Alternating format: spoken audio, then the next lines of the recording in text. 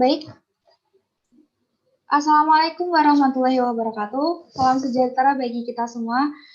Selamat siang teman-teman di rumah, selamat siang buat narasumber kita. Selamat menyaksikan Open Talk yang simak pada hari ini, di mana pada acara hari ini akan sedikit berbeda karena khusus untuk membahas seputar teknik geomatika ITS. Sebelumnya perkenalkan, nama saya Nafisa Sania Irba dari mahasiswa teknik geomatika ITS angkatan 2018. Sebagai moderator hari ini dan akan menemani teman-teman di rumah untuk membahas seputar teknik geomatika. Nah, mungkin bagi teman-teman di rumah masih terdengar asing mengenai teknik geomatika. Oleh karena itu, Open Talk hari ini khusus buat teman-teman SMA di rumah. Akan membahas dari apa saja yang dipelajari, fasilitas-fasilitas yang ada di teknik geomatika, bidang-bidang di teknik geomatika, hingga prospek kerja dari lulusan teknik geomatika. Dan yang paling spesial dari acara hari ini adalah dua narasumber yang hebat, di mana memiliki background pengalaman di teknik geomatika yang luar biasa. Nah, pasti teman-teman di rumah sudah penasaran siapa saja narasumbernya. Akan saya sapa untuk narasumber yang pertama, yaitu Kepala Departemen Teknik Geomatika ITS, Pak Danar Guru Pramono, STMT PhD. Selamat siang, Pak. Selamat siang, Mbak. Gimana, Pak, kabarnya di masa pandemi ini? Alhamdulillah baik-baik saja ini, sibuk di rumah. Alhamdulillah. Saya ucapkan terima kasih untuk Pak Danar karena telah meluangkan waktunya untuk menjadi narasumber pada hari ini, memberikan informasi untuk teman-teman SMA di rumah. Kemudian saya akan memperkenalkan Pak Danar kepada teman-teman dengan membacakan riwayat pendidikan dan riwayat pekerjaan Pak Danar yang hebat. Jadi Pak Danar ini lulusan S1 di ITB tahun 2007, kemudian melanjutkan S2 hidrografi di ITB juga tahun 2000. Mohon maaf, untuk S1 tahun 2003, untuk S2 hidrografi di ITB tahun 2007. Kemudian beliau melanjutkan diploma di University Teaching tahun 2013, kemudian melanjutkan untuk menempuh gelar PhD di UNB Kanada tahun 2016. Untuk riwayat pekerjaan Pak Danar, beliau pernah menjadi asisten dosen di UNB Kanada tahun 2016 dan menjadi dosen di UNB Kanada tahun 2015. Dan Pak Danar sekarang menjadi dosen di STTAL mulai tahun 2016 sampai sekarang, dan menjadi dosen teknik geomatika ITS mulai tahun 2003 sampai sekarang. Dan yang terbaru ini Pak Danar menjadi Kepala Departemen Teknik Geomatika ITS mulai Januari 2020 sampai 4 tahun ke depan. Selain itu, untuk Pak Danar ini ahli di bidang hidrografi, di mana beliau pernah melakukan survei hidrooceanografi selama 10.000 jam di kapal untuk penelitian Arktik, Georgia Strait, Squamish River, St. John River, dan di Indonesia. Benar ya Pak Danar ya? Betul, Mbak. Pengalaman yang sangat luar biasa. Nah, mungkin teman-teman dari sini sudah mulai bingung. Ternyata di geomatika tidak hanya belajar di kebumian, ternyata juga ada laut. Nah, untuk lebih lanjutnya nanti akan dibahas lebih lanjut oleh Pak Danar di penyampaian materi berikutnya. Baik, untuk selanjutnya ada narasumber yang tidak kalah menarik nih dari Pak Danar. Jika Pak Danar tadi ahli di bidang hidrografi, untuk narasumber kedua ini ahli di bidang fotogrametri. Saya sapa Mbak Elisha Febriana yang akrab dipanggil dengan Mbak El. Selamat siang Mbak El. Siang deh, oke. Halo, sehat Mbak El? Sehat, alhamdulillah. Jadi Mbak El ini adalah lulusan alumni Teknik Geomatika ITS tahun 2004, angkatan 2014 yang lulus tahun 2018. Di mana saya masuk kuliah, Mbak El udah lulus kuliah ya? Iya, alhamdulillah tepat waktu. Iya. Nah, walaupun saya belum pernah ketemu dengan Mbak El, tapi saya sudah banyak nih mendengar kehebatan-kehebatan Mbak El. Karena Mbak El ini dulu mahasiswa yang sangat aktif di teknik geomatika, mulai dari organisasi, perkuliahan, hingga pernah mengikuti proyek juga Pak selama jadi mahasiswa. Untuk pekerjaan sekarang Mbak El bekerja di PT Karvak Nusa Geomatika ITS dengan pengalaman proyek yang luar biasa juga. Mbak El ini pernah melakukan proyek akuisisi lidar dan pemotretan udara digital di Kabupaten Pasir, Kutai Barat dan sekitarnya sebagai operator fotogrametri dan lidar tahun 2019. Selain itu juga pernah melakukan pekerjaan pemetaan topografi skala 1:5000 menggunakan sistem lidar dan foto udara di daerah irigasi Merican sebagai manajer tahun 2019, dan yang sekarang sedang berlangsung sedang melakukan akuisisi lidar dan pemotretan udara digital serta pembuatan unsur rupa bumi skala 1:5000 wilayah perkotaan Tideng, Pale. Betul ya, Mbak? Ya, benar. Ya, jadi mendengarnya saja sudah terlihat bahwa Mbak El ini definisi superwoman yang wanita yang sangat tangguh. Amin. Sekali lagi saya ucapkan selamat datang kepada narasumber kita, Pak Danar dan Mbak El. Untuk teman-teman, itu tadi perkenalan singkat mengenai dua narasumber kita hari ini.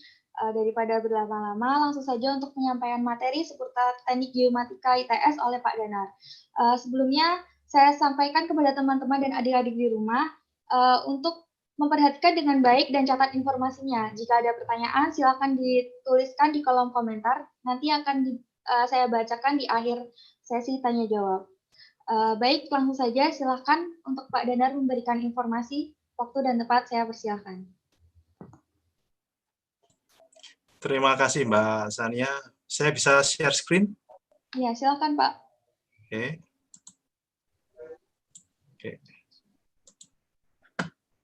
Bismillahirrahmanirrahim. Assalamualaikum warahmatullahi wabarakatuh. Selamat siang. Saya sangat senang dapat hadir pada acara ini. Apalagi ada Mbak El yang meluangkan waktunya untuk sharing Sama-sama, Pak. Sharing pengalamannya ketika kuliah, terus pengalamannya ketika di dunia usaha saat ini. Nah, untuk tidak berlama-lama, terima kasih Mbak El ya yang udah hadir. Sama-sama, Pak. Terima kasih juga panitia, Mbak Sania, Mas Rizal dan Mas Muhammad. Oke, mungkin langsung saja ya terkait dengan geomatika. Saya ingin memperkenalkan geomatika. Apa itu geomatika? Mungkin minggu lalu saya sempat memperkenalkan geomatika juga ketika ada open talk dari Fakultas Teknik Sipil Perencanaan dan Kebumian. Nah, pada kesempatan kali ini saya kepingin fokus nih. Kita di sini kepingin fokus membahas mengenai teknik geomatika dan Departemen Teknik Geomatika ITS, FTSPK, Fakultas Teknik Sipil Perencanaan dan Kebumian. Nah, kalau teman-teman semua tahu, nah ini film Dora, The Explorer. Nah, ketika Mbak Dora ini ingin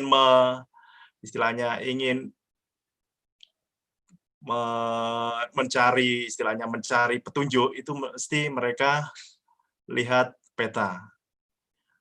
Ya. Apa itu peta gitu ya. Di mana ini? Ya, misal di mana tempatnya London Party dan seterusnya menggunakan peta. Nah, terus kalau adik-adik juga lihat di pinggir jalan ada yang bawa ini namanya total station atau theodolit lah kalau zaman dulu. Bukan kamera untuk foto atau kamera untuk syuting. Tapi ini untuk mengukur jalan. Nah, kalau sering lihat di pinggir jalan ada seperti ini, ya, ini terkait dengan kegeomatikaan.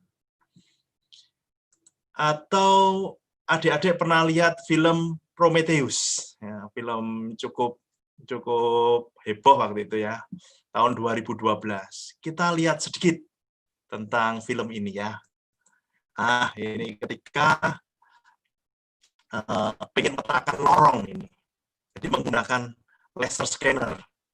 Jadi laser scanner istilahnya drone yang dilengkapi laser scanner. Ya, jadi dia automated drone seperti itu. Nah, dia akan memetakan terowongan sehingga tahu orang yang di office itu tahu gambarannya mengenai terowongan tersebut. Itu juga terkait dengan kegeomatikaan. Nah, adik-adik juga pernah lihat seperti ini, peta sebaran COVID di Indonesia. Ini juga dibuat oleh teman-teman dari teknik geomatika. Jadi di mana sebaran COVID-nya, misal di provinsi ini ya, di Sumatera Utara, dibandingkan Jakarta atau Jawa Tengah atau Jawa Timur yang sekarang masih besar, itu sebarannya seperti apa secara spasial, secara keruangan, itu teman-teman geomatika juga. Jadi domainnya atau bidangnya teman-teman dari teknik geomatika. Atau dulu kalau kita sering lihat peta dari kertas, bapak-bapak itu, papa saya, ibu saya ini juga sering dulu lihat kertas ya, peta kertas kalau mau ke Jakarta, kalau di suatu tempat yang nggak tahu kemana-mana, nah lihatnya peta kertas. Nah sekarang sudah digantikan oleh peta digital yang kita semua familiar di sini. Jadi semuanya lah familiar. Sekarang semua HP ada peta digitalnya.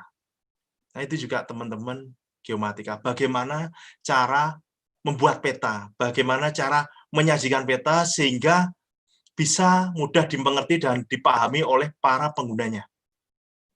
Nah, selain peta-peta tersebut, kita juga pernah lihat ini. Wah, ini ketika teman-teman sipil ya, bangun jembatan, itu juga perlu geomatika. Peta yang benar akan menghasilkan jembatan ini nggak jadi seperti ini. Jadi bisa gabung. Jadi dari ujung satu dan ujung yang lainnya itu bisa gabung kalau bangun. Ya, jadi nggak seperti ini. Itu kalau untuk bangun jembatan. Nah, geomatika ada di situ. Yang membuat petanya sehingga peta itu bisa digunakan untuk perencanaan bagi teman-teman di sipil, di teknik lingkungan, atau di manapun itu. Jadi selama masih ada ruang, selama masih ada bumi, selama masih ada tempat kita pijak, butuh geomatika. Jadi nggak cuma teman-teman sipil aja. Jadi mungkin teman-teman dari teknik lautan, dari sistem informasi, semua butuh geomatika. Nah ini juga kemarin ini yang paling baru ini ya. Kalau tadi metakan di permukaan tanah, di geomatika juga ada pemetaan utilitas. Jadi jaringan yang ada di dalam tanah. Jadi misal jaringan PDAM, jaringan listrik, jaringan fiber optik, itu juga dipetakan atau dipelajari di geomatika. Ya, terkait dengan pemetaan utilitas bawah tanah. Nah ini kalau nggak benar, ya, pemetaannya nggak benar, atau nggak dipetakan sama sekali, nah ini yang timbul. Jadi ini yang timbul. Jadi kita mau konstruksi nggak lihat ada jaringan di situ, nggak ada peta jaringannya, akhirnya kena deh saluran airnya, saluran air bersihnya, sehingga PDAM suplai PDAM akan terhambat di situ. Atau seperti ini. Nah, ini aplikasi geomatika di laut. Kalau peta yang digunakan tidak benar, nah ini bisa kandas di situ. Kapalnya bisa kandas. Tadinya dianggap dalam, ternyata dangkal. Nah, ini kandas. Atau seperti ini. Ya. Perencanaannya karena teman-teman sipil, misal teman-teman sipil tidak menggunakan teman-teman dari geomatika atau teman-teman surveyor.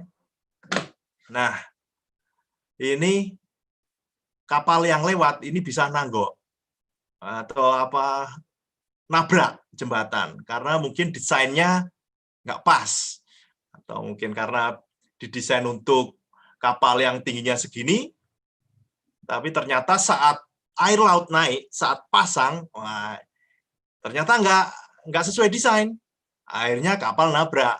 Yang salah siapa?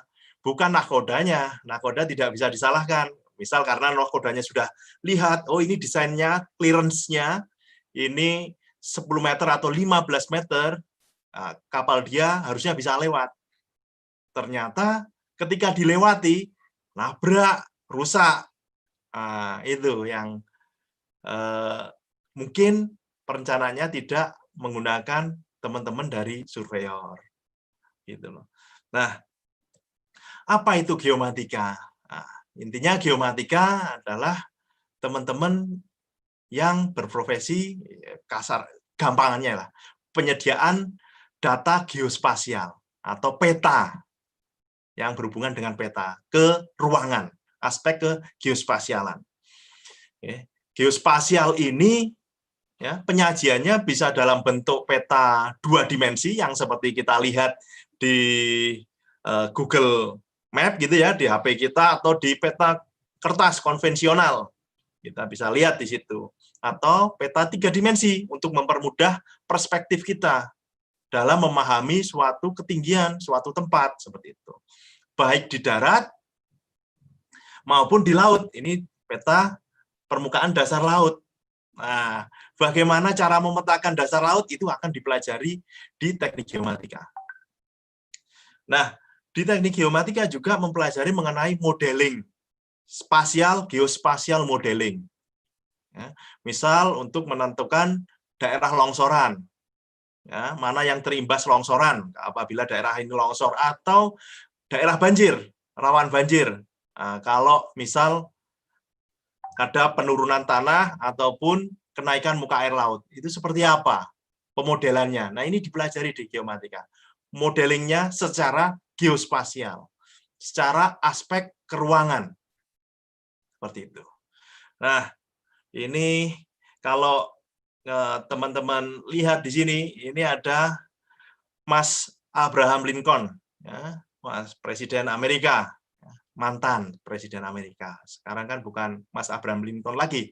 Nah, ini Pak AB ini itu seorang surveyor dan seorang presiden. Jadi seorang surveyor dan seorang presiden.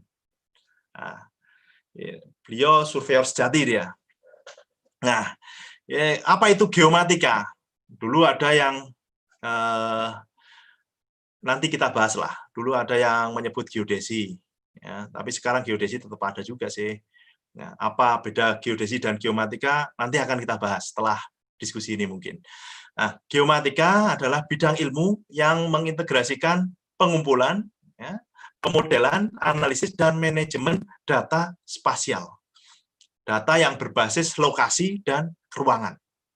Nah, kita juga mempelajari posisi suatu objek di permukaan bumi, dimensinya bagaimana, bentuknya seperti apa, serta simulasi dan pemodelannya bagaimana. Yang tadi sudah saya sampaikan sekilas. Ini Departemen Teknik Geomatika di ITS. Nah, Departemen Teknik Geomatika di ITS itu dulu didirikan tahun 98, pada 24 Juni 98. Nah, sebentar lagi kami akan ulang tahun yang ke-22. Ya benar ya, 22. 22 tahun. Nah, baru ada mahasiswa itu di tahun 99 dan 2000, karena 98, 99 tidak sempat. Nah, kalau 98, 99 sempat, saya mungkin akan ke Surabaya, mungkin. Karena saya geodesi angkatan 98 di Bandung, saya dari ITB. Karena tapi jiwa saya di Surabaya, di ITS. Nah, tahun 2006 ini berubah namanya dari geodesi menjadi geomatika. Nah, alhamdulillah, ya, program studi S1 Departemen Teknik Geomatika ini memiliki akreditasi A oleh Ban PT. Program studi S2 di geomatika juga ada program studi S2, ini memiliki akreditasi A juga. Ya.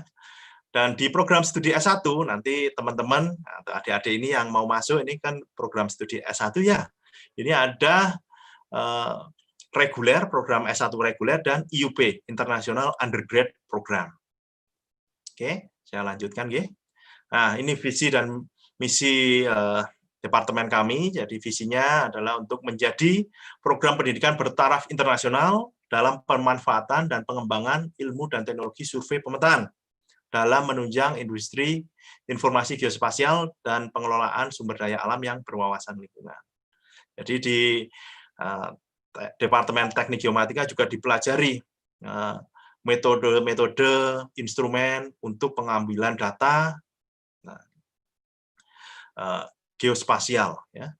Untuk misinya ini jadi menyelenggarakan proses pengajaran dan pendidikan berbasis kompetensi di bidang geomatika, melaksanakan penelitian yang berkualitas dalam pemanfaatan dan pengembangan ilmu dan teknologi geomatika, meningkatkan kemampuan pemanfaatan dan pengelolaan informasi geospasial untuk masyarakat dan industri geospasial, menjalin kemitraan strategis dengan berbagai lembaga, baik pemerintah maupun swasta, di dalam dan luar negeri. Nah, ini tujuan pendidikan untuk program studi S1 Teknik Geomatika, yaitu menghasilkan peserta didik ya, menjadi sarjana teknik geomatika yang berkemampuan akademik dan profesional. Menghasilkan sarjana teknik geomatika yang cakap dan terampil dalam menguasai teknologi survei dan pemetaan, mengembangkan dan menyebarluaskan ilmu pengetahuan dan teknologi di bidang pengelolaan informasi geospasial, menghasilkan lulusan yang mampu mengembangkan dirinya, karirnya, baik sebagai profesional, birokrat, maupun entrepreneur. Ini tujuan dari Departemen Teknik Geomatika di ITS. Nah, untuk tenaga pengajarnya ada 22 dosen, 1 orang profesor, 11 doktor yang semuanya, ya, dokter semuanya ini berasal dari luar negeri. Jadi, semua dokter berasal dari luar negeri di geomatika ini. Magister ada 10 orang, 2 masih mengambil program doktor. Dan kita didukung oleh 18 orang karyawan untuk urusan administrasi, untuk urusan macam-macam, untuk mendukung kegiatan akademik di Departemen Teknik Geomatika. Nah, ini yang menjabat di Departemen Teknik Geomatika saat ini. Kepala departemennya saya, Sekretaris Departemen, Ibu Happy. Nanti Ibu Happy, insya Allah minggu depan akan berbicara juga mengenai profil teknik geomatika di ITS dengan alumni juga. Nah, yang kedua ada Sekdep 2, Bu Diana, Koprodi Pasca, tadi ada S2 ini Bu Ira Mutiara, dan Koordinator Kemahasiswaan Pak Muhammad Rohmanio, Pak Neo. Ya, beliau lulusan Taiwan S2-nya. Nah, ini berbagai fasilitas di departemen kami, ada laboratoriumnya, jadi peralatannya, alhamdulillah kita punya peralatan yang lumayan lengkap, bukan lumayan lengkap, terlengkap di Indonesia Timur. Jadi terlengkap di Indonesia Timur. Jadi kita ada lab geodesi dan geodinamika, lab geoinformatika, jadi ada dilengkapi oleh beberapa drone untuk pemetaan, lab surveying ini, lab geospasial, yang untuk penginderaan jauh, ya, dan lab geomarin, tadi yang berhubungan dengan laut-laut, itu lab geomarin. Nah, untuk fasilitasnya, ruang kelas, kita alhamdulillah kita ada smart classroom juga dibangun pada tahun ini, yang ruang kelas pintar lah. Jadi ya, terus ruang kelas kita juga ini sudah bagus, sudah direnovasi. Jadi, kita punya lab komputer yang bisa diakses, yang bagus. Perpustakaan kita juga punya, jadi kalau adik-adik pengen akses buku-buku bisa di perpustakaan ini, buku bukan buku digital ya, buku yang benar-benar buku. Kita juga punya kantin dan gazebo untuk belajar, untuk diskusi, untuk berhimpun di sini, dan sebagainya, dan sebagainya. Nah, selain perkuliahan, selain praktikum, kita juga memiliki aktivitas akademik. Jadi ada mata kuliah kita yang namanya kemah kerja, field camp. Jadi kita di situ kita bisa berlatih, berkomunikasi dengan warga sekitar. Ya, kita pergi ke desa gitu ya. Kita melakukan memetakan desa.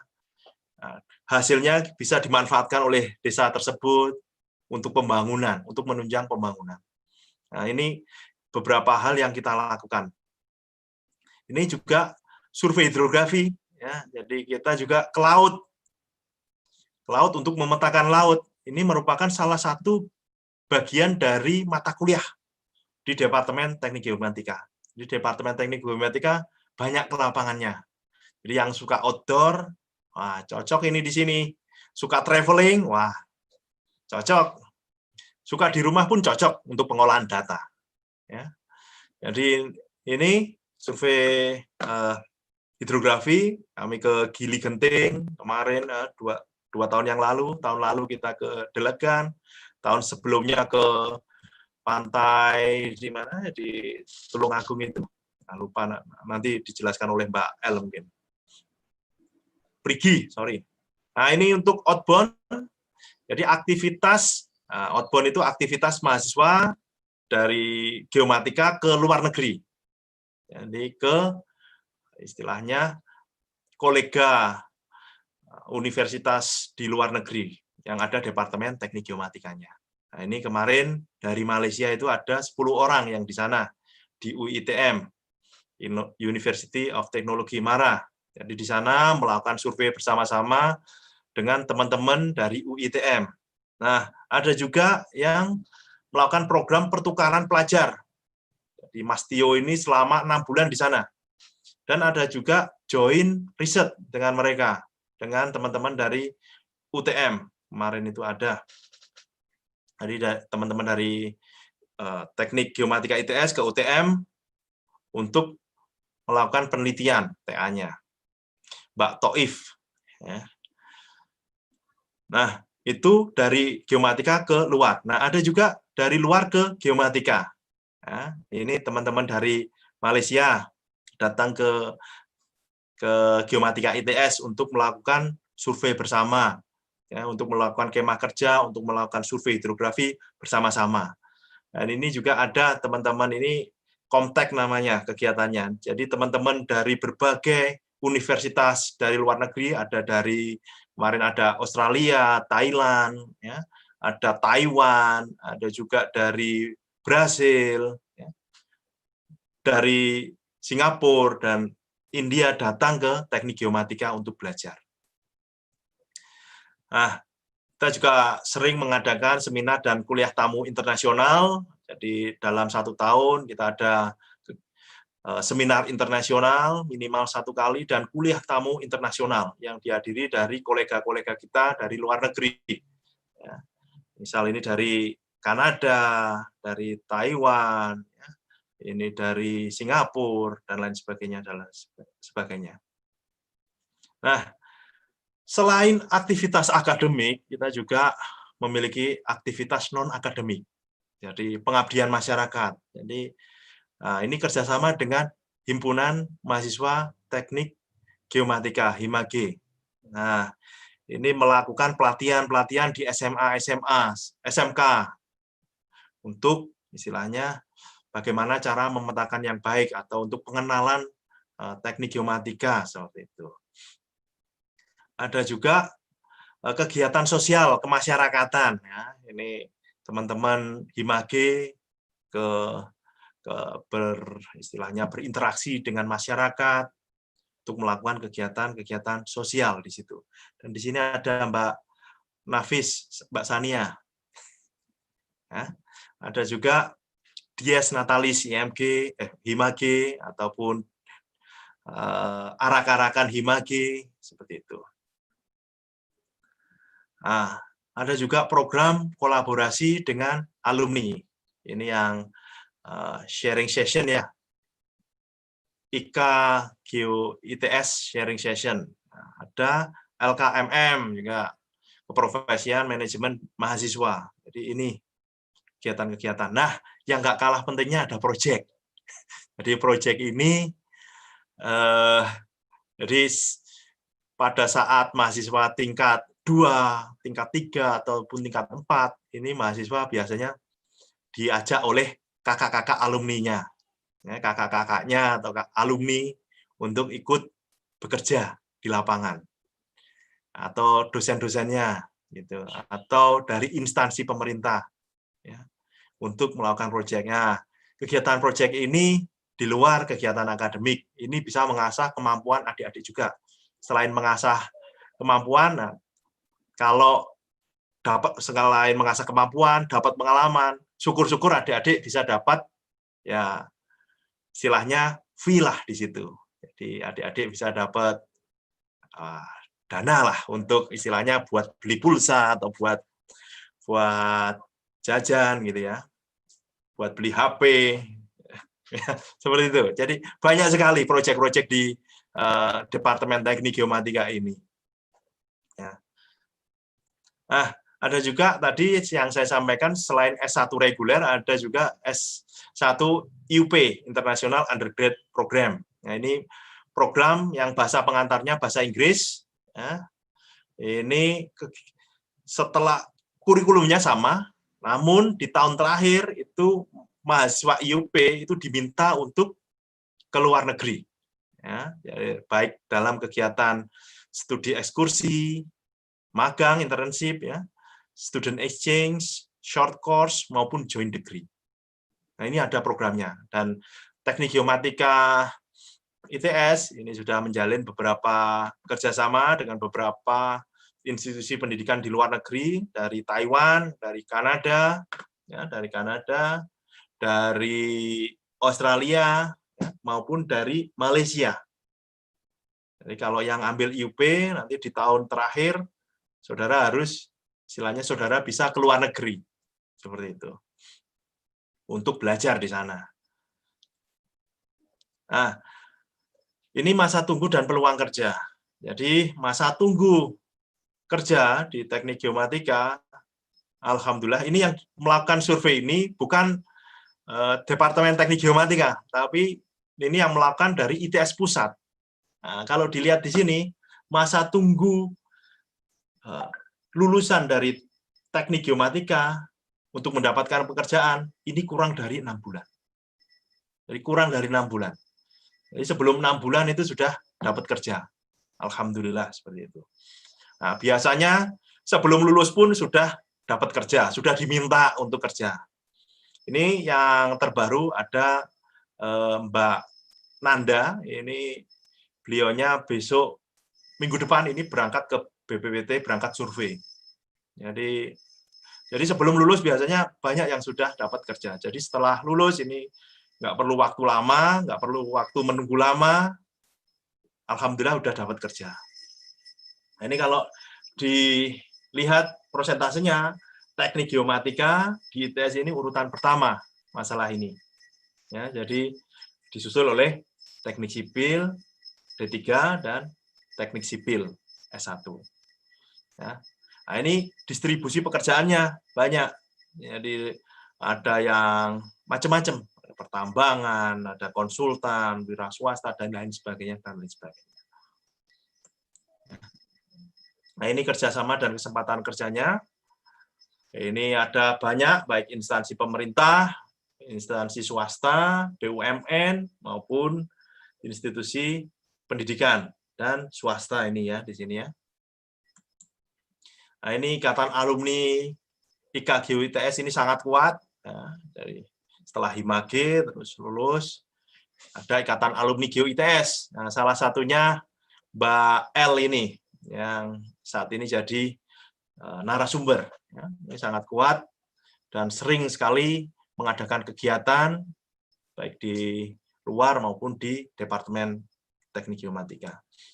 Nah, untuk prospek karir ini banyak sekali yang bisa dijadikan istilahnya dijadikan pekerjaan bagi lulusan teknik geomatika. Yang pertama adalah land surveyor. Jadi kalau saudara tadi, adik-adik tadi lihat di pinggir jalan gitu ya, yang pegang seperti kamera, ya, itu dinamakan land surveyor.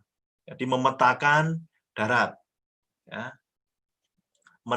Atau adik-adik pernah bikin atau pernah bantu bapak ibunya untuk ngurus sertifikat, ya, yang ngukur itu land surveyor juga.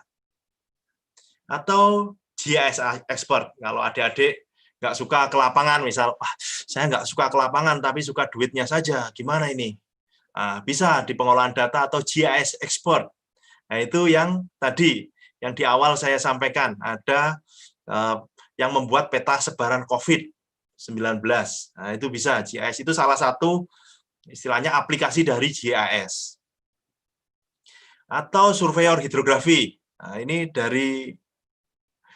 alumni juga ini Mas Dimas.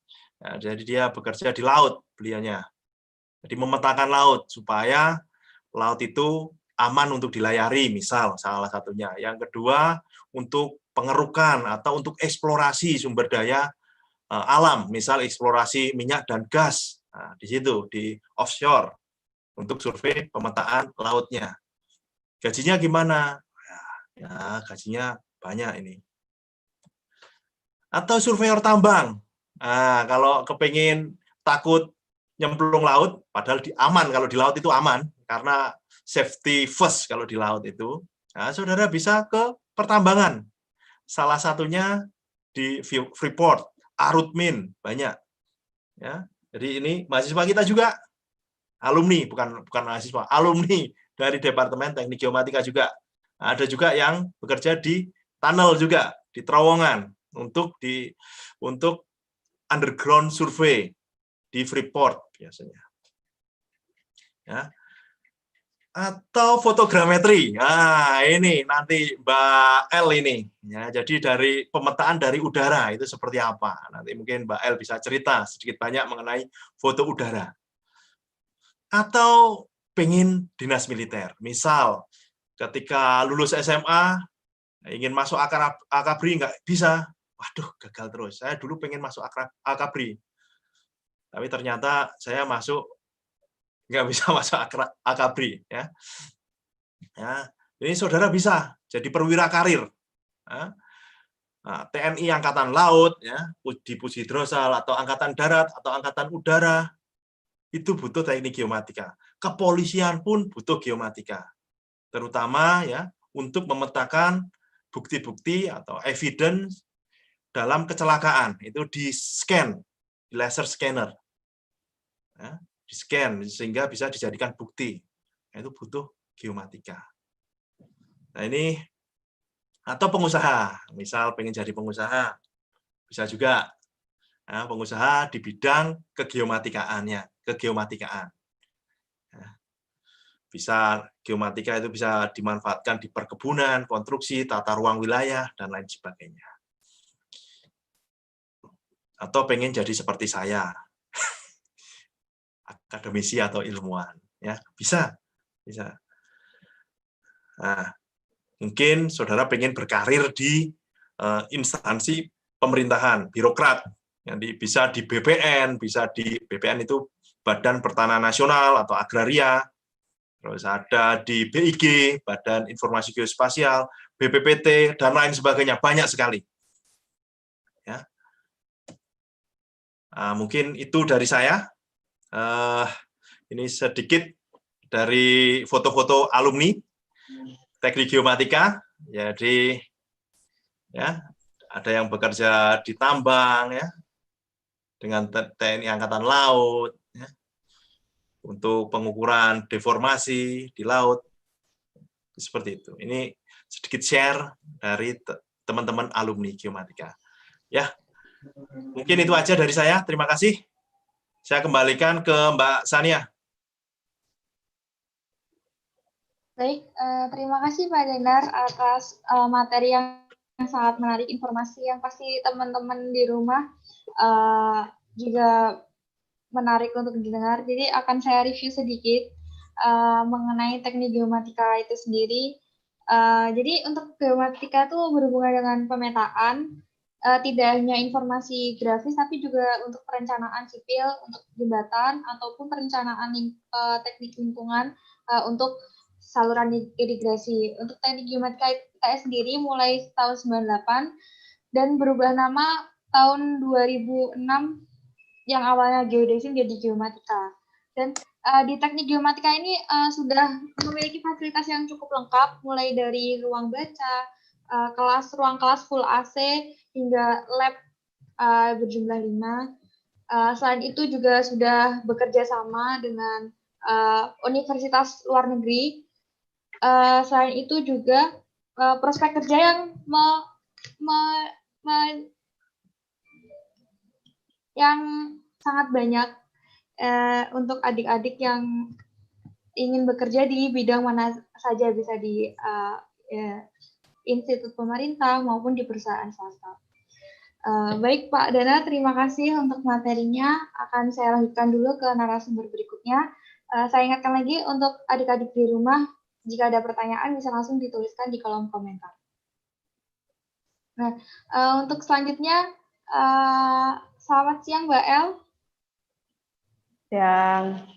Jadi untuk sesi Mbak El ini kita sharing-sharing aja, santai ya Mbak El. Ya. Nah mungkin teman-teman di rumah sudah ada gambaran mengenai teknik geomatika itu seperti apa.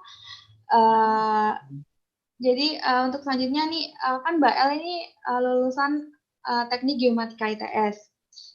Nah, Mbak El bisa ceritakan hal menarik apa yang membuat Mbak El dulu memilih masuk jurusan teknik geomatika? Apa karena sudah tahu geomatika itu apa yang dipelajari, atau sudah tahu prospek-prospek kerja yang sangat banyak itu? Bisa dijelaskan Mbak El, bercerita sama dia. Saya cerita aja ya buat adik-adik semua nih yang mungkin belum tahu tentang teknik geomatika gitu ya. Jadi dulu awalnya saya kan SMA di Jakarta gitu. Kemudian saat saya SMA saya ikut pencinta alam. Nah di pencinta alam itu ada namanya materi navigasi darat. Nah di navigasi darat itu saya mempelajari navigasi darat itu menggunakan peta topografi yang dulu masih sebutannya Bakor Sutanal gitu kan, yang dibuat oleh Bakor Sutanal, yang sekarang namanya Peta Rupa Bumi Indonesia, Peta RBI. Nah dari itu saya pengen cari tahu, soalnya materinya menarik gitu tentang belajar navigasi darat. Ini yang buat peta siapa sih gitu kan? Kayak saya kepo-kepo gitu, buat peta siapa? Terus ternyata ada senior saya yang bekerja di kuliah di jurusan geodesi gitu kan, dulu namanya geodesi. Kemudian ya udah saya cari geomatika, geodesi saat SMA gitu kan. Kemudian saya pilih pas 6 PTN pilih geomatika ITS gitu. Karena pengen ke ITS karena pengen yang paling jauh lah, istilahnya paling timur, terus supaya ada tantangannya juga ke sana. Kemudian pilih ITS karena ya kayaknya daerahnya enak gitu kan ya. Saya sempat ketipu sih, kirain saya deket Malang itu dingin gitu kan ya. Jakarta kan panas, terus deket Malang, wah kayaknya dingin nih, deket Malang, ayolah ke Surabaya. Terus pas nyampe Surabaya, wah ternyata sama aja kayak di Jakarta. Tapi nggak apa-apa, di situ kota Surabaya tuh sangat enak buat mahasiswa, murah-murah gitu. Jadi saya pilih itu. Nah, saya tertarik itu karena ingin gimana caranya saya bisa bikin peta sendiri. Awalnya seperti itu Mbak Sania gitu. Berarti emang dari awal sudah tahu. Berarti nggak ada penyesalan ya Mbak masuk ke teknik geomatika? Karena nggak ada menyesal. Ceritanya lucu banget deh Mbak. Iya, awalnya seperti itu. Dan saya juga suka petualangan, jadi bagi yang suka traveling ke gunung, ke pantai, pokoknya semua yang di permukaan bumi ini itu sebenarnya pekerjaan kita tuh ikut andil dalam itu gitu, karena kita harus memposisikan suatu objek atau permukaan bumi gitu. Dan saya pun bekerja sekarang pun itu sebenarnya dulu belum tahu waktu masuk geomatika tuh hanya pikirannya bikin peta saja gitu. Ternyata pas sudah semester 2, terus sudah tingkat tahun kedua, tahun ketiga, itu dieksplor lagi sama dosen-dosen dengan materi kuliah yang sangat menarik. Terus saya kenal ada namanya fotogrametri, terus ada fotogrametri digital. Nah, dari situ saya tertarik, wah akhirnya dulu cita-cita saya sebenarnya ini kalau prinsip hidup saya ya, orang tua saya mengajarkan buatlah cita-cita kamu itu 99, supaya ketika cita-cita kamu yang pertama itu gagal, kamu masih ada 98 cita-cita, jadi nggak putus asa gitu. Nah, cita-cita saya pertama tuh pilot gitu kan. Nah, kemudian saya tingginya kurang, terus geomatika ini mengajarkan saya, wah akhirnya ada juga apa ya, istilahnya tuh geomatika itu kalau diibaratkan sinetron atau film gitu, kita itu seperti Avatar The Legend of Aang. Kita di udara bisa, di darat bisa, di laut bisa, pokoknya semua permukaan ini bisa kita lakukan pekerjaan kita, seperti itu Mbak. Jadi nggak rugi banget sih masuk geomatika tuh sangat-sangat membanggakan. Terima kasih Mbak El. Saya setuju sih sama Mbak El karena kuliah di teknik geomatika tuh nggak bosan ya Mbak, karena ada kegiatan outdoor-nya juga. Terus Mbak El, karena Mbak El ini kan alumni teknik geomatika, berarti sudah merasakan bagaimana rasanya kuliah di teknik geomatika ITS. Nah Mbak El bisa ceritakan gimana apa yang dirasakan selama 4 tahun kuliah di teknik geomatika ITS untuk memberikan gambaran untuk teman-teman di rumah, atau apa? Menyusahkan atau senang atau gimana, bisa diceritakan Mbak? Oke, pertamanya kalau cerita selama 4 tahun pasti sangat banyak ya. Intinya sangat berkesan sekali. Dari mulai apa ya, mahasiswa geomatika itu dari berbagai daerah. Jadi di situ saya bisa kenal dari Sabang sampai Merauke itu pasti ada. Dulu sampai teman saya ada yang orang Papua juga, beasiswa afirmasi, cuman dia tidak melanjutkan gitu kan. Jadinya kita kenal semua daerah. Kemudian teknik geomatika karena di Surabaya biaya hidup murah juga, kemudian biaya makan dan ngekos juga murah. Jadi Surabaya teknik geomatika itu sangat mengajarkan kita untuk hidup ekonomis juga gitu kan ya. Terus di teknik geomatikanya pun materinya pun ini ya, mungkin jurusan geo di Indonesia itu sangat banyak, geodesi, geologi, geofisika, tapi satu-satunya jurusan yang tidak ada kimianya dalam pengaplikasiannya itu hanya geomatika. Itu kalau pengen mengurangi kimia gitu. Terus secara apa ya? Secara pembelajaran juga tidak susah karena semakin ke sini teknologi semakin bagus. Walaupun semester 2 sampai semester 3 mungkin kita belajar basic gitu ya. Tapi dalam pengaplikasiannya kita sebenarnya harus lebih, walaupun kita harus lebih pintar daripada software, tapi software itu lebih jago dalam proses akhir dalam pekerjaan kita. Itu sih. Jadi santailah di jurusan geomatika, dosennya juga baik-baik dan enak-enak, dan malah saya karena saya dulu dosen walinya Pak Komsin.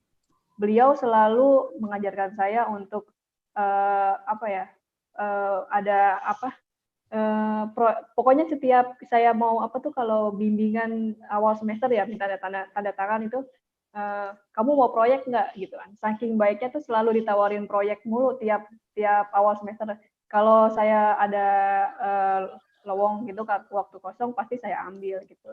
Proyeknya sangat banyak. Jadi kayak kita bisa kuliah sambil apa, nyari duit gitu. Itu enaknya gitu. Baik Mbak, terima kasih. Jadi buat informasi juga buat teman-teman, jadi di teknik geomatika ini banyak juga proyek dari dosen atau dari alumni atau dari cutting, jadi kesempatan besar untuk pengalaman teman-teman juga. Selain itu Mbak El, kalau bicara mengenai teknik geomatika ini kan selalu berhubungan dengan pemetaan terestris. Nah, bagaimana sih Mbak persebaran alumninya itu? Apakah hanya di bidang pemetaan terestris saja, atau ada di bidang lain? Dan bagaimana menurut Mbak prospek kerja dari lulusan teknik geomatika ITS? Oke, jadi tadi udah dijelaskan juga sama Pak Danar, kalau kita tuh bisa di semua elemen gitu kan ya. Di darat bisa jadi terestris, kemudian banyak kok sekarang alumni-alumni teman-teman saya yang di hidrografi di laut, di offshore ya. Kalau teman-teman tahu, mungkin di tengah-tengah tuh yang biasa mungkin teman-teman bilangnya itu teknik perminyakan atau pertambangan, tapi sebenarnya kita juga ada peran di situ. Jadi di offshore tuh kita bisa, kemudian ditambang walaupun ada teknik pertambangan, tapi sebenarnya dalam hal posisi itu kita juga bisa di bidang tambang. Kemudian di kelapa sawit, dalam pemetaan kelapa sawit itu juga kita juga bisa. Terus habis itu di instansi pemerintah pun kita juga sudah banyak yang jadi PNS atau mungkin Pemda atau Pemkot itu sudah banyak juga. Sudah banyak menyebar alumni teknik geomatika di berbagai wilayah juga. Kadang kalau mau kumpul jadi susah kan ya. Kemudian di konsultan juga sudah ada yang mendirikan perusahaan juga gitu, beberapa alumni tua. Itu sih sudah banyak, Mbak. Baik, terima kasih Mbak El. Nah, Mbak El sendiri kan sekarang bekerja di PT Karfak Nusa Geomatika. Apakah selain Mbak El itu ada alumni lain yang bekerja di PT Karfak Nusa Geomatika ITS, Geomatika? Ini, jadi kalau dari dulu saya kurang tahu, tapi kayaknya sih saya yang pertama alumni teknik geomatika yang di sini gitu kan ya. Saya sebagai engineer di sini. Kemudian saya baru masuk 2019. Kemudian habis itu intinya ini sih saat saya di sini saya mencoba membuka lowongan buat adik-adik saya. Nah, sekarang di sini ada dari ITS ada 4 orang dengan saya. Jadi ada Ari, teman angkatan saya, dan Lutfi dan lain-lain. Jadi alumni geomatika pun juga saling memberikan kesempatan buat adik-adiknya kerja di perusahaannya. Karena dulu saya diajarkan sih kalau misalkan pasti geomatika itu mengajarkan kita untuk selalu bersama-sama dalam pekerjaannya gitu kan. Kita nggak bisa sendiri dari mulai kemah kerja, nanti kita ada satu angkatan pergi ke suatu daerah bikin pemetaan desa tersebut gitu kan. Jadi dari situ kita jadi kenal satu sama lain dan juga kenal sama alumninya. Dengan begitu sangat mudah untuk mencari pekerjaan gitu. Kemudian saya di Karfak juga sudah 1 tahun lebih dan itu membuat apa ya, ilmunya di sini sangat banyak karena bagian foto udara dan lidar kan juga masih sedikit yang mengambil bidang tersebut. Gitu. Nah, Mbak El tadi kan menyebutkan bahwa Mbak El alumni yang pertama. Nah, bagaimana Mbak El bisa memilih PT Karfak Nusa Geomatika dan bisa ceritakan sedikit bagaimana bisa masuk ke perusahaan tersebut? Oke, jadi saya kan lulus tahun 2018 September ya. Kemudian masuk itu Januari 2019. Nah, itu ada jeda sekitar setengah tahun. Tapi setengah tahun itu saya nggak nganggur. Saya ikut freelance di Surabaya. Jadi di Surabaya tuh ada perusahaan alumni juga, Geomosaik. Nah, saya di situ 3 bulan. Jadi selama 3 bulan itu karena itu freelance, jadi waktunya fleksibel dan selagi saya di situ, saya juga mencari pekerjaan. Nah, akhirnya dapat walaupun sempat ditolak juga sih, ditolak perusahaan, tapi ya alhamdulillah dapat yang di Jakarta. Saya balik lagi tidak merantau kan. Kemudian intinya kalau dalam melamar pekerjaan itu ini sih selain materi kuliahnya juga bagus, tapi harus juga punya skill yang non akademik seperti presentasinya bagus, kemudian ini ya komunikasi nih, kayak kita presentasi ke orang itu bisa meyakinkan, kemudian juga organisasi non akademiknya, seperti saya kan juga aktif di beberapa organisasi Ormawa di ITS. Nah, itu menjadi poin plus buat teman-teman dalam mencari pekerjaan gitu. Terima kasih Mbak El. Ini kan Mbak El kan bidang keahliannya di foto udara. Nah, bagaimana sih awal ketertarikan Mbak El di bidang foto udara ini, dan jelaskan secara sederhana aja Mbak untuk teman-teman di SMA apa itu fotogrametri dan foto udara itu. Ya, jadi foto udara dan lidar itu kalau di geomatika, teknik geomatika, materinya hanya materi dasar aja. Terus habis itu kemudian pokoknya teman-teman saya tuh satu angkatan yang ngambil tugas akhir lidar tuh cuma saya gitu. karena saya di sini saat kuliah ya, mungkin saya bukan orang yang pintar-pintar banget, tapi saya di sini mencoba mencari peluang. Teman saya yang terestris sudah banyak, hidrografi sudah banyak, GIS juga sudah banyak. Nah, yang belum apa nih? Kan supaya satu angkatan itu terpetakan gitu kan ya. Ada yang bidang ini, bidang ini. Nah, saya ambillah nekat, saya leader aja karena tidak ada yang leader gitu kan ya. Karena jadi pas nyari kerja juga saat ada lowongan leader hanya saya kan yang seperti itu gitu. Nah, saat ini juga mungkin saya bisa menceritakan sedikit foto-fotonya ya. Fotogrametri dan lidar itu sebenarnya saya pemetaan lewat udara. Pokoknya nah di PT Carvac itu menggunakan pesawat udara berawak. Jadi biasanya nanti ada operator akuisisinya. Kemudian kalau saya di sini hanya tim di bawah saja sih, belum di atas gitu kan. Ini menceritakan ini saya sedang di Pasir Kalimantan. Nah, waktu itu Pasir Kalimantan ini menjadi salah satu calon ibu kota yang digadangkan oleh Pak Jokowi gitu kan ya untuk diakuisisi. Nah, itu kerjaan kita. Jadi selama ini prospek kerja LIDAR tuh sangat banyak atau mungkin geomatika sangat banyak karena Pak Jokowi juga menyuruh Badan Informasi Geospasial untuk memetakan seluruh daerah Indonesia. Nah, ini ceritanya sebenarnya keseruan saya saat kerja sih. Saya bisa video ini saat tidak bisa jalan di situasi di hutan Kalimantan seperti ini.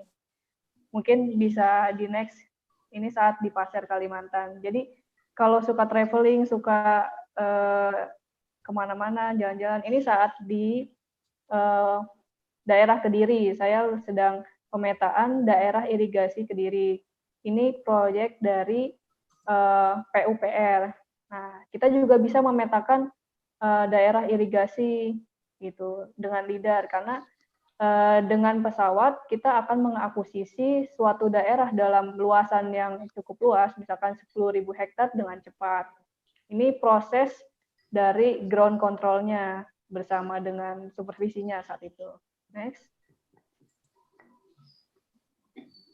Nah, ini saat saya waktu itu kebetulan alhamdulillah sekali belum 1 tahun tapi sudah dijadikan PIC atau project manager dari project tersebut. Ini project di Kediri gitu kan ya. Ini bersama tim manajer akuisisinya Mas Mahmud, kemudian ada 2 supervisi dari PT Firama Karya. Ini di depan pesawat PKZGY. Nah, itu ini kita di Bandara Juanda loh. Kalau teman-teman tahu mungkin ini saya sedang di Surabaya. Jadi home base-nya tuh dari Surabaya, kemudian mengakuisisinya daerah Kediri, Jombang, dan Nganjuk gitu. Itu kan yang dilewati oleh Sungai Berantas, irigasinya seperti itu. Jadi sangat seru sekali. Jadi saya bisa ketemu pilot dan cita-cita saya tidak tercapai, tapi saya merempet ke sana gitu. Jadi bisa kerja di dunia udara juga gitu. Next.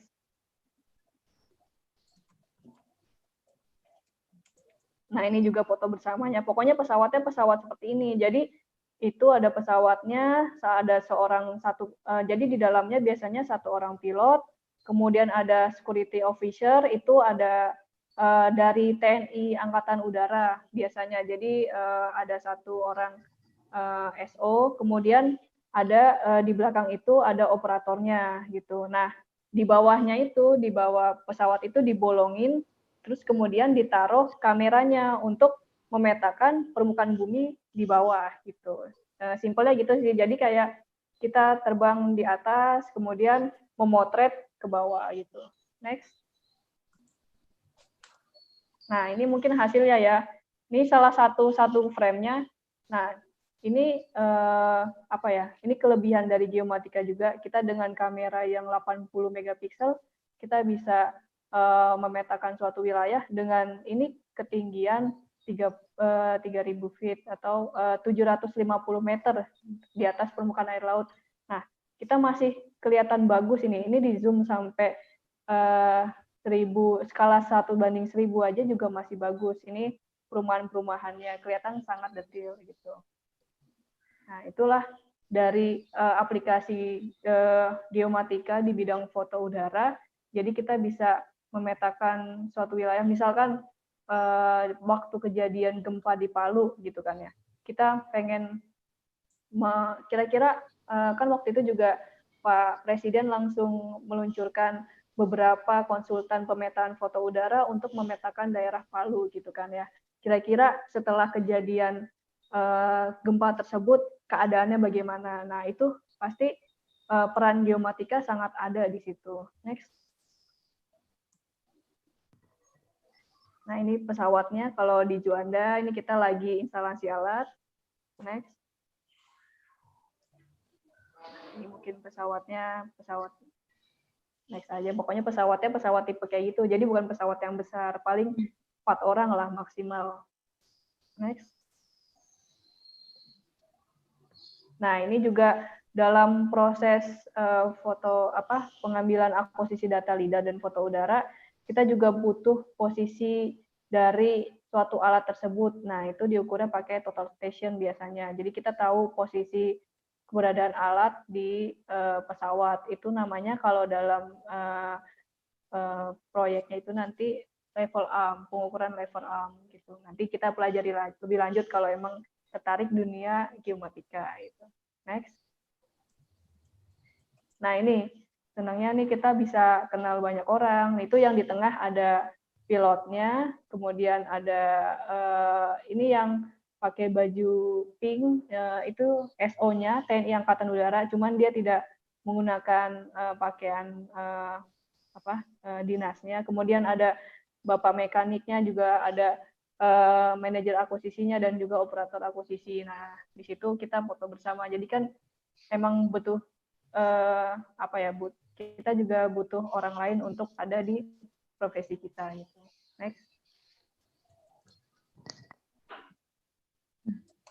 Itu pokoknya kegembiraan saya. Pokoknya saya di sini karena jiwa saya sudah jiwa petualangan, terus kemudian suka kemana-mana. Jadinya saya ya udah jadinya happy gitu sekolah di kuliah di geomatika dan bisa ngevlog kemana-mana gitu kan ya.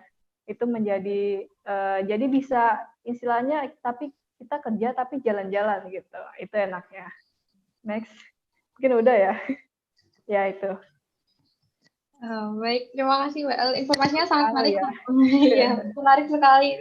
Sampai saya juga merasakan kegembiraan Mbak El saat bekerja. Iya, makanya. Jadi walaupun itu pekerjaan masuk hutan atau apa, tapi tidak mengerikan itu gitu. Karena wanita juga mungkin sekarang banyak yang perempuan di geodesi kan ya. Kita pasti dilihat banget di dunia geodesian. Gitu. Baik, terima kasih Mbak El. Ya. Karena sudah ada beberapa pertanyaan, saya lanjutkan ke sesi tanya-jawab. Untuk pertanyaan pertama, tadi kan Pak Danar menyebutkan bahwa tahun 2006 teknik geodesi berubah menjadi teknik geomatika. Nah, itu ada perbedaan atau tidak, Pak? Bisa dijelaskan? Silahkan, Pak. Ya, terima kasih, Mbak Sania. Sebenarnya kalau secara umum geodesi dan geomatika itu kalau secara umum pendidikan geodesi dan geomatika yang ada di Indonesia itu sama secara umum. Pendidikan geodesi dan geomatika itu sama. Nah, tapi secara khusus geodesi dan geomatika sebenarnya suatu hal yang berbeda. Tapi umumnya itu sama secara umum. Jadi, kenapa tahun 2006 kita berubah dari geodesi ke geomatika? Nah, itu sudah ada istilahnya diskusi panjang mengenai hal itu. Kenapa akhirnya teknik geodesi ITS memutuskan untuk berubah nama menjadi teknik geomatika ITS. Itu ada istilahnya, ada dasar-dasarnya, ada diskusinya, ya, terutama yang saya tahu itu untuk mengikuti perkembangan zaman yang ada di saat ini. Jadi untuk mengikuti perkembangan teknologi, survei, dan pemetaan yang ada saat ini. Jadi, tapi intinya pendidikan geodesi dan geomatika yang ada di Indonesia ini masih sama dan belum dipisahkan. Maksudnya geodesi, karena kalau geodesi itu lebih mempelajari ke bentuk bumi, ke istilahnya penurunan muka bumi. Kalau geomatika lebih ke aplikatifnya yang sesuai dengan perkembangan zaman. Tapi untuk geomatika ataupun geodesi saat ini sekali lagi ya, ini masih sama saat ini di Indonesia. Jadi tidak dipisahkan. Seperti itu Mbak Sania. Baik, terima kasih Pak. Ini ada pertanyaan selanjutnya untuk dari Eri Sofiati untuk Pak Danar. Jadi apakah ada perbedaan antara geomatika atau geodesi dengan ilmu geografi? Terus apakah di dunia kerja jika mengambil jurusan geografi bisa mengambil pekerjaan teknik geomatika? Ini, jadi antara geodesi atau geomatika dan geografi ini ada perbedaan. Jadi kalau geografi itu kan mempelajari mengenai posisi dan variasinya, variasi bentuk permukaan bumi dengan hubungannya dengan manusianya ya. Nah, itu kalau geografi seperti itu. Kalau kita di geomatika itu mempelajari bagaimana cara memetakan permukaan bumi maupun di laut seperti itu. Bagaimana cara memetakan hal tersebut. Nah, pada perkembangannya memang ada beberapa irisan. Ada beberapa irisan di geografi pun juga diajarkan mengenai ada foto ya, ada pemetaan terrestris mungkin. Nah, tapi di geomatika itu lebih ke arah ketelitiannya. Bagaimana kita bisa istilahnya menyajikan suatu peta yang teliti. Seberapa jauh pengguna peta percaya akan ketelitian peta kita.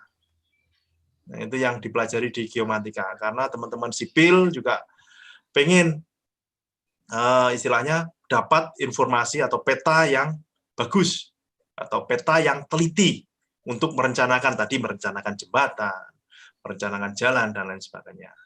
Itu dari sisi kegeomatikaannya. Nah, pertanyaannya, apabila peta tersebut tidak teliti, bagaimana? Gini, GPS itu banyak macamnya. Ya. GPS dari yang tingkat ketelitian rendah sampai ketelitian tinggi, macam-macam, ada macam-macam. Ya.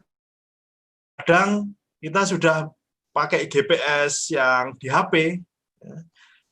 Kita lakukan pemetaan menggunakan HP, kita sudah bilang ini saya sudah melakukan pemetaan, seperti itu. Nah, ada yang bilang seperti itu, pakai GPS yang handheld, namanya seperti HP gitu, mereka bilang ini sudah melakukan pemetaan. Pakai drone, sudah bilang memetakan foto udara, seperti itu. Sudah bilang, oh ini ketelitiannya bisa dipertanggungjawabkan. Nah, itu di geomatika dipelajari. Bagaimana cara membuat peta yang tidak semata-mata hanya pakai GPS handheld bisa. Ketelitiannya diragukan padahal. Nah, tapi di geomatika kita pelajari itu. Bagaimana membuat suatu peta agar kita bisa merencanakan dengan baik sesuai dengan ketelitian yang diinginkan. Seperti itu. Nah, di geografi mungkin tidak dipelajari pemetaan di laut ya.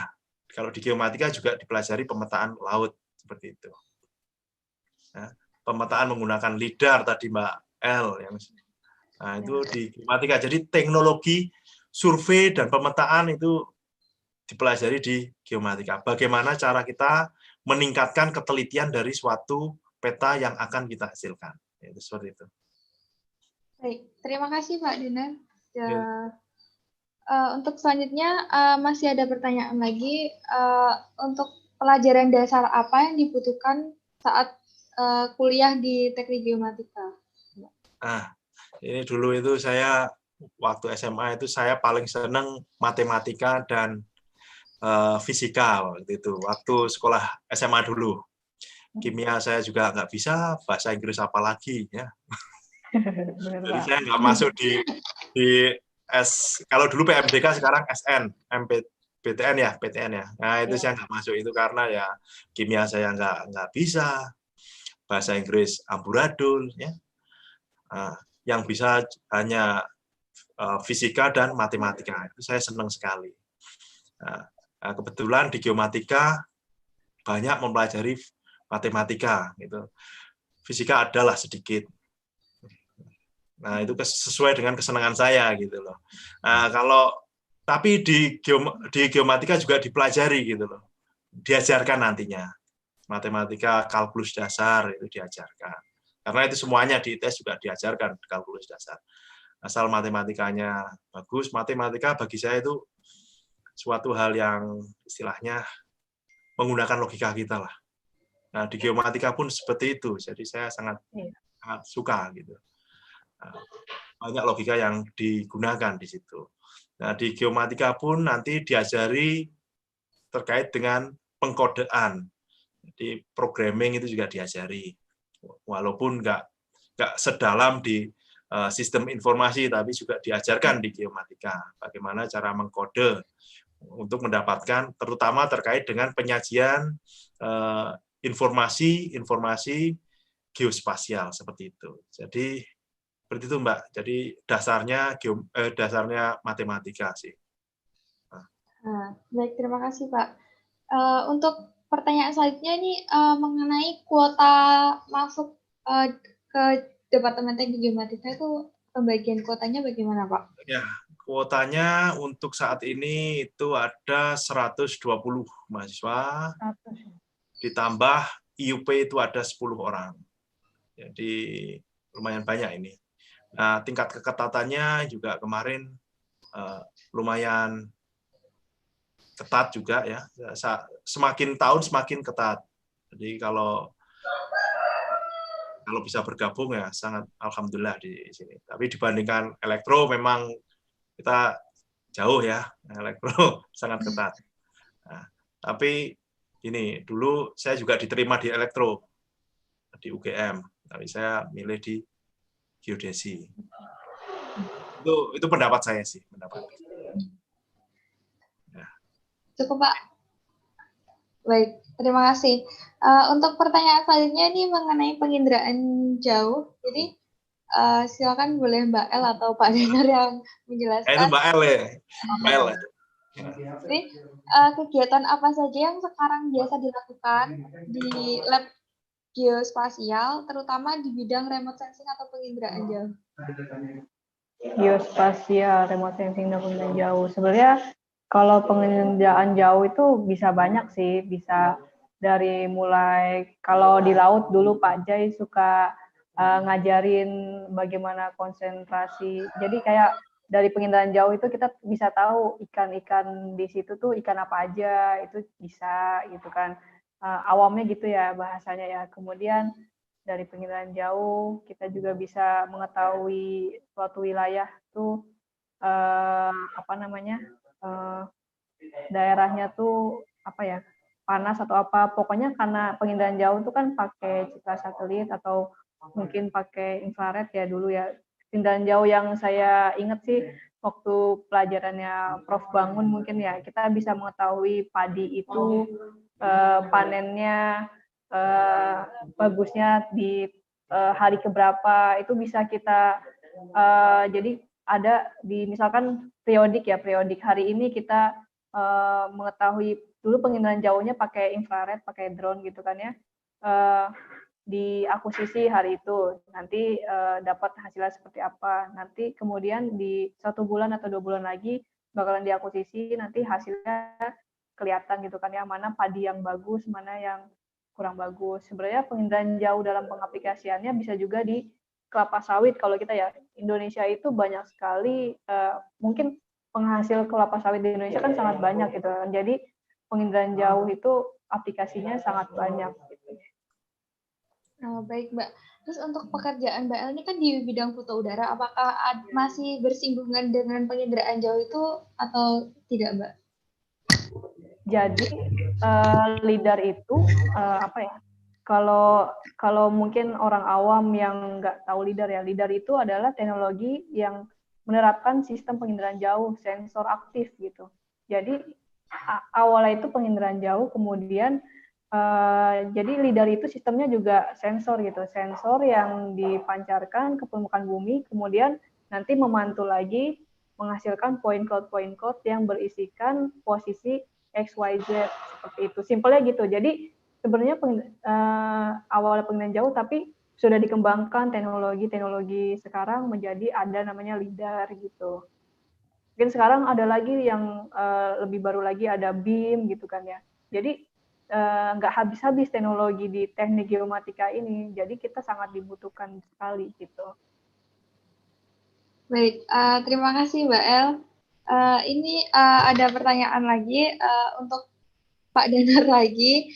Jadi ini Pak Danar mohon bertanya, apakah ada korelasinya antara teknologi geomatika dengan teknologi telekomunikasi dan teknologi penginderaan jauh? Terima kasih Pak. Oke, terima kasih. Ya, tadi sedikit disinggung oleh Mbak El bahwa ada semua istilahnya semua hal yang terkait dengan aspek ruangan itu membutuhkan pemetaan, membutuhkan kegeomatikaan, membutuhkan teknik geomatika. Jadi sistem informasi yang ada saat ini pun di geomatika juga dipelajari, ada yang namanya sistem informasi geografis. Jadi di geomatika diajari bagaimana cara membuat suatu sistem informasi keruangan, sistem informasi yang berbasiskan keruangan. Jadi bagaimana cara kita menyajikannya, bagaimana cara kita membuat sistem informasi tersebut agar bisa dilakukan analisis bagi para penggunanya. Nah, seperti itu. Jadi misal analisis daerah rawan banjir, analisis daerah rawan longsor, atau analisis sebaran COVID-19, seperti itu. Ya. Dan terkait dengan penginderaan jauh, sangat-sangat berkorelasi sekali, karena di geomatika juga dipelajari masalah penginderaan jauh juga gitu loh.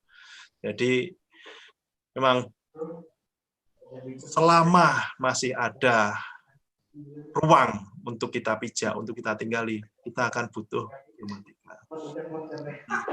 Tadi ada sedikit saran dari teman-teman ya, Pak, misal sekarang kan banyak sekali di YouTube yang menyajikan bagaimana cara survei, bagaimana cara membuat peta. Di YouTube memang ada ya, tinggal males ke geomatika gitu. Jadi sama juga gitu. Misal di YouTube ada, tapi kita tidak tahu gitu bagaimana kita dapat menghasilkan suatu peta yang bisa digunakan. Jadi kalau tadi yang sempat disinggung juga oleh Mbak El, kita moto pakai drone, beli drone sekarang berapa? 400.000 atau ada ya 400.000, 500.000 ada kameranya ada. Digunakan buat motret bisa. Tapi apakah peta yang dihasilkan tersebut bisa digunakan? Ketelitiannya apakah layak untuk dijadikan sebuah peta? Apakah bisa hasil tersebut digunakan untuk perencanaan teman-teman kita di sipil, ya? Atau teman-teman kita di teknik lingkungan, atau teman-teman yang lainnya? Apakah bisa digunakan? Langsung saya jawab, tidak bisa. Iya, Pak. Belum bisa digunakan. Tapi orang tanpa background geomatika, tanpa pernah mempelajari geomatika, terus bilang, oh saya bisa memetakan gitu. Nah, ada yang ngukur dengan GPS, ya, pakai teleponnya. Oh ini loh, saya sudah bisa mengukur, membuat peta menggunakan telepon saya. Ya. Apakah peta itu bisa digunakan? Ya, masih belum bisa. Atau di laut, ya, di laut, mentakan laut, ya, dengan misal dengan apa ya, beli di Ace Hardware ada alat echo sounder harganya 750.000, bisa digunakan, ya. Tahu kedalamannya, tahu, tapi teknologi atau ketelitiannya untuk menghasilkan peta yang baik seperti apa kan harus dipelajari. Jadi misal kita ini sama halnya kayak seperti kita ngaji tapi di YouTube seperti itu. Ya, tahu tapi untuk lebih tahu lagi, untuk lebih detail lagi, kita harus belajar ke sumbernya seperti itu. Ya, jadi kita tahu ketelitiannya, kita tahu peta yang baik itu seperti apa, secara kartografi itu bagaimana, informasi-informasi apa saja yang bisa kita munculkan di situ itu seperti apa, ya. Itu seperti itu. Jadi perlu belajar lagi, perlu belajar lebih detail dari sekedar di YouTube. YouTube mungkin umumnya dipelajari. Nah, ilmunya di geomatika, ya, nanti juga ke lapangan untuk aplikasinya. Kalau di YouTube kan kita nggak bisa aplikasi di lapangan seperti apa, ya. Ya, seperti itu. Jadi ada yang bilang, wah, geomatika itu apa sih gitu. Ya, tapi banyak hal yang bisa kita eksplor di geomatika. Gitu. Jadi itu yang sangat istilahnya dulu saya mengapa memilih geomatika waktu SMA akan kuliah seperti itu. Banyak hal karena saya juga suka naik gunung waktu SMA dulu, suka outdoor, suka berpetualang. Ternyata kesampaian ketika masuk geomatika. Jadi waktu itu tingkat 2 itu sudah ikut proyek. Nah, di teman-teman atau yang ada di geomatika pun tingkat 2 udah pada ikut proyek ini. Pasti ini. Benar, Pak. Ya pasti, apalagi yang dosen walinya itu Pak Komsin gitu ya. Nah, itu dikasih, Pak. Ditawarin. Jadi nggak boleh nganggur kalau liburan gini. Liburan masih meroyek. Nah, setelah liburan masih dapat uang saku dari Pak Komsin biasanya. Atau dosen lain pun seperti itu. Atau dari teman-teman atau kakak-kakak alumni seperti itu juga. Jadi perusahaan juga kadang ada yang temporari magang sebentar gitu ya. 2 bulan atau 3 bulan selama liburan itu bisa ya dapat pengalaman, syukur-syukur dapat sangu juga gitu. Yang penting kan pengalaman dulu, sangu ya alhamdulillah bisa buat beli HP seperti itu. Ya. Gitu, Mbak Sania. Baik, terima kasih, Mbak. Ini ada pertanyaan terakhir untuk Mbak El. Mengenai, ini kan leader teknologi yang baru nih, Mbak. Apakah dulu pas Mbak El kuliah di teknik geomatika sudah pernah dipelajari? Kalau belum, bagaimana Mbak El bisa mempelajari leader itu sendiri? Silahkan Mbak El. Kalau di saat kuliah sih dipelajari sangat detailnya enggak. Jadi cuman diperkenalkan leader itu apa, kemudian pengambilan datanya bagaimana. Sudah seperti itu aja waktu itu sama Pak Teguh ya. Kemudian gimana saya mempelajarinya, ya karena keingintahuan saya yang sangat tinggi gitu. Karena belajar leader itu sangat unik, point cloud tapi warna-warni gitu kan ya. Itu membuat saat saya belajar itu tuh menyenangkan gitu kan ya. Apalagi kita melihat kayak foto udara dari atas itu kayak melihat hijau-hijau itu sangat enak dilihat gitu. Itu sih saya ketertarikannya dari situ. Kemudian saya mulai kerja prakteknya juga di bagian lidar dan foto udara. Dari situ jadinya makin mendalami dan juga dibantu sama lab KKP. Sering ikutan ngedrone juga waktu itu memetakan suatu wilayah bareng Pak Agung sama Pak Husnul juga. Nah dari situ ya udah jadinya mulai belajar lidar lebih dalam. Kemudian karena ada KP dan di KP juga lebih dalam lagi, jadinya saya membagi ilmu ke teman-teman saya, lidar tuh seperti ini gitu. Jadi sebenarnya belajar bisa di mana aja dan sangat banyak ilmu yang bisa kita ambil saat di teknik geomatika ini gitu. Baik, terima kasih Mbak El. Ini masih ada pertanyaan terakhir untuk Pak Dinar dan Mbak El. Salam kenal Pak Dinar dan Mbak Elisha. Sebentar lagi saya lulus SMA. Saya ingin sekali bekerja di luar negeri. Jika mengambil bidang geomatika, apakah bisa membuka peluang kerja di luar negeri? Mungkin silakan. Ya, Mbak El dulu. Banyak sih. Ya, salam kenal juga. Itu padahal alumni loh. Ya, jadi banyak sih. Ada juga beberapa alumni kita yang di luar negeri, contohnya kayak di Australia ada juga yang di Taiwan tuh sambil S2 sambil langsung kerja juga ada gitu kan. Banyak sih persebarannya yang udah Jerman gitu kan ya, atau mungkin daerah mana ya. Pokoknya kebanyakan kalau di luar negeri kemungkinan offshore atau mungkin dia jadi dosen di sana gitu. Itu mungkin Pak Dadar lebih tahu nih. Ya, terima kasih Mbak El. Ya, jadi seperti yang disampaikan oleh Mbak El, jadi di ASEAN pun insya Allah sekarang kita bisa juga untuk surveyor, istilahnya surveyor berlisensi. Kalau kita punya lisensinya, kita bisa bekerja di negara-negara ASEAN menghadapi MEA ini, masyarakat ekonomi ASEAN. Nah, yang paling banyak mungkin ya di offshore tadi yang Mbak El sampaikan, ada yang di terus di laut ya, di Middle East sana ya, paling banyak di Middle East. Terus di Australia juga ada di pertambangan. Ada juga di mana ya? Banyak sekali lah peluang-peluangnya. Tadi yang saya sampaikan bahwa selama ada ruang, di situ geomatika peluangnya ada, peluangnya banyak. Ya, itu mungkin dari saya, Pak Bobi atau Mas Bobi. Iya, mungkin sekarang kalau di Indonesia ya, kenapa sangat penting teknik geomatika di Indonesia, karena Presiden pun ingin merencanakan rencana detail tata ruang, jadi perencanaan pemetaan Indonesia semuanya tuh skala 5.000 tuh belum ada, jadi kita cuma ada skala 25.000, itu pun sudah jadul sekali. Nah, sekarang tuh lagi diprogramkan yang skala 5.000, tentunya kalau kita pasti beracuan sama Badan Informasi Geospasial ya.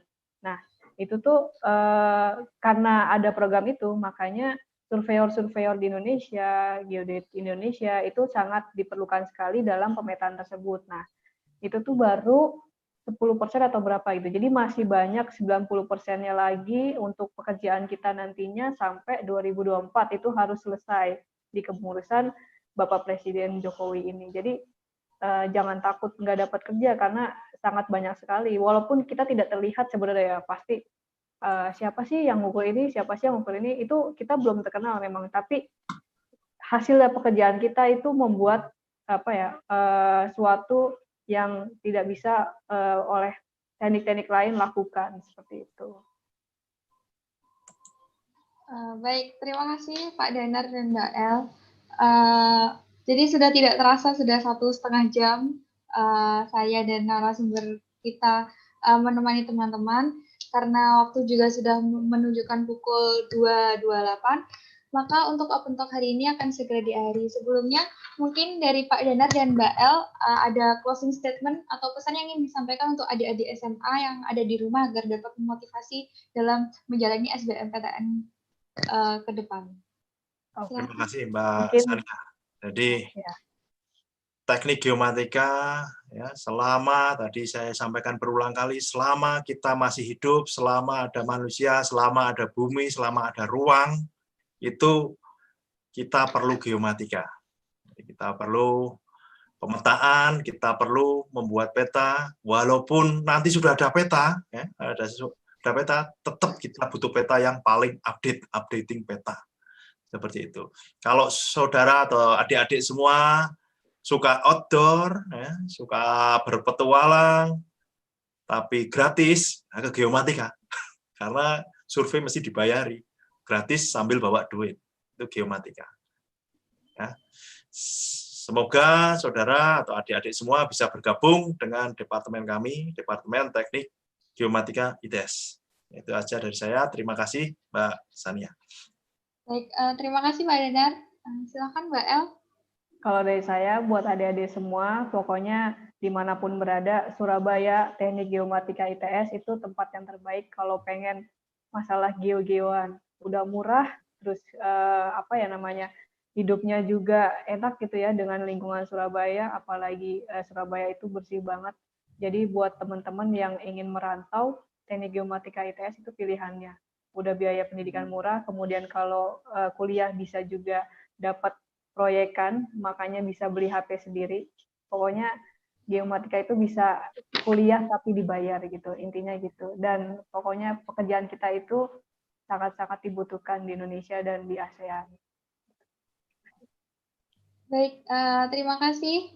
Sekali lagi saya ucapkan terima kasih kepada Pak Dendar dan Mbak El yang telah meluangkan waktunya dari siang hari sampai menjelang sore hari ini untuk memberikan informasi yang sangat bermanfaat untuk adik-adik SMA. Semoga apa yang disampaikan dapat bermanfaat bagi adik-adik semua. Saya juga mengucapkan terima kasih kepada teman-teman serta adik-adik di rumah yang telah menonton acara ini dan ikut berpartisipasi dalam menyukseskan dan meramaikan acara ini. Sebelum saya tutup, saya akan menyampaikan informasi bahwa tanggal 17 Juni akan ada open talk yang tidak kalah menarik, yaitu mengenai pemotretan udara atau bidang teknik geomatika yang akan disampaikan oleh narasumber Ibu Happy Hapsari selaku Sekretaris Departemen Teknik Geomatika serta Bapak Mayor Dedi Aji Kuncoro dari Dinas Survei dan Pemotretan Udara TNI AU. Untuk informasi selanjutnya bisa dilihat di akun Instagram ITS_geomatics. Cukup sekian akhir kata dari saya. Tetap semangat untuk teman-teman di rumah. Jangan lupa jaga kesehatan. Saya ucapkan terima kasih. Wassalamualaikum warahmatullahi wabarakatuh. Waalaikumsalam. Waalaikumsalam warahmatullahi wabarakatuh.